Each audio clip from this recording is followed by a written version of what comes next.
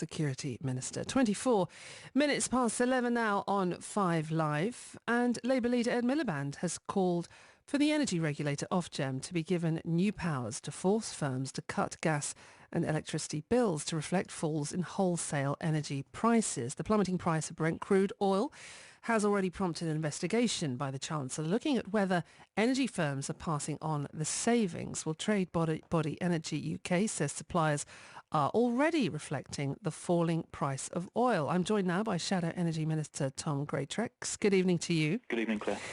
He's essentially saying that energy firms are ripping off customers. What does he base that on?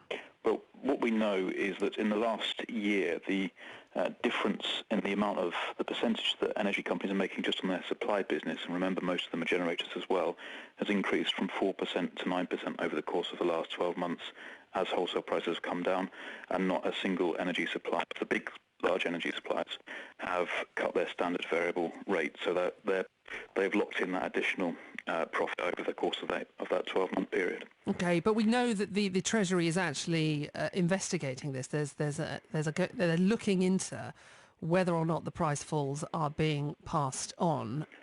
So why not wait until we've had that investigation? We already know they're not, because the figures that Ofgem have produced have demonstrated that's the case. And what we're calling for, and we'll have a vote in the House of Commons on Wednesday of this week, is for the regulator to be given the power to ensure that when wholesale prices come down, that consumer bills come down as well. And that's something which people have seen over many years hasn't happened. When the wholesale prices go up, that's the first reason that's given for increasing your power bills. When they come down, then the saving doesn't follow. We think that the regulator should be given the power to ensure that that happens, and it's part of making sure that the energy market works effectively for consumers, and we have the right power there to ensure that the regulator is able to do that. And that's something which we'll have a vote on Wednesday. We had a vote on it in June of last year, and at that point the government didn't seem to think there was a problem, while George Osborne seems to have finally woken up to the reality. We'll give him another chance on Wednesday to vote for it, and he can put that through this side of the election. OK, Tom, stay with me just for a moment, because earlier I did speak to David Porter, the former chief executive of the Association of Electricity Producers, and I asked him what he made of Ed Miliband's call for the regulator to get these new powers. I understand Ed Miliband's wish that people should have lower energy bills. That's important to everybody. But bringing down prices is best done through competition, and we have competition, and because gas prices have fallen, our electricity bills are beginning to fall as well, and we can find that out if we shop around. And the response that he is looking for through regulation is already beginning to take effect. So I don't think we need to regulate to do this. And indeed, I think there would be some rather unfortunate side effects if we did decide to do things that way. Well, we'll come to those in a moment. But what he also says is wholesale costs of gas are down 20% over the last year, and none of those reductions have been passed on to the consumer. So how is that working? I think that's probably not quite true, because it seems that prices are already beginning to fall. But the energy companies make electricity by a variety of means. Burning gas is one of them, and they buy their gas a long way ahead to smooth out the ups and downs in the price, to protect customers from that, so that they don't get abrupt price changes because of the wholesale gas price changes. But it's a trust issue, isn't it? Customers don't trust the big energy companies, and it would seem neither does either side of the House. The Chancellor has also begun an investigation into whether wholesale gas price reductions, have been passed on. So even though you say, I understand buying in advance, and now we're seeing the trickle down of that effect, but people don't trust you to do it. This is why these investigations are ongoing, and this is why new regulation is being called for. You're quite right that people don't trust the industry. That's unfortunate, and it's working very hard to put that right. But I'm afraid it's a slow job. But the politicians don't always make that better, I'm afraid. We're only about 4 months away from a general election. And I fear what's going to happen in the world of energy in that time.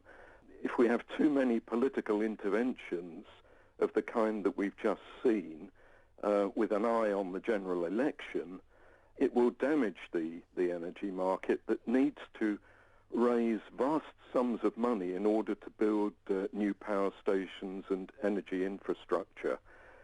Investors cannot help but notice these interventions.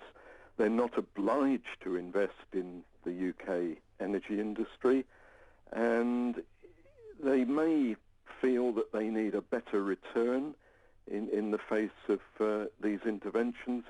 They may, much worse than that, decide that there are better places in the world to put their money. So politicians need to be very careful. They can actually make things more expensive or can make the supply much less reliable. And we've got to a point already in electricity where we only just have enough production available in order to meet our demand. And politics has played a part in making that happen, unfortunately. That's David Porter, former Chief Executive of the Association of Electricity Producers. Tom Greatrex, Shadow Energy Minister. He's making some valid points, isn't he? Investors not obliged to invest, and if politics keeps getting involved in this way, it may damage the energy industry. What investors want to see, and I spend a lot of my time talking to investors and potential investors about the energy market, is an energy market that has public trust and wider consumer confidence, because if it doesn't, then we're in a situation where people do not, as you say, and as David conceded, they don't trust the energy companies, and that is the fault of energy companies and various things over the past few years, which they've all accepted now and said they want to fix. But unless the market is working and is clear, fair and transparent, then it's not going to be an attractive place for investors to come into to make those investments.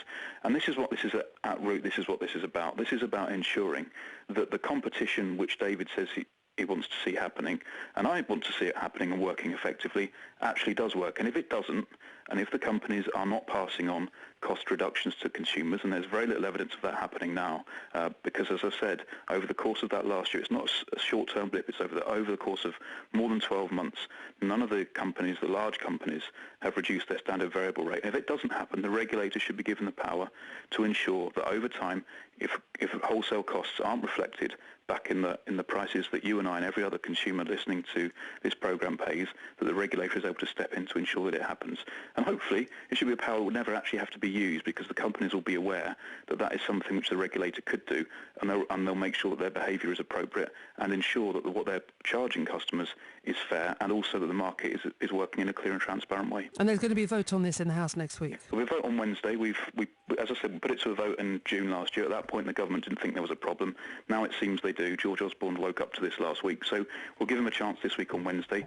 There's very little legislation going to the House of Commons at the moment in the run-up to the election, so this could take effect ahead of the general election if the political wills are there from the government. It's over to them. Tom Greatrex, Shadow Energy Minister, thank you for joining us.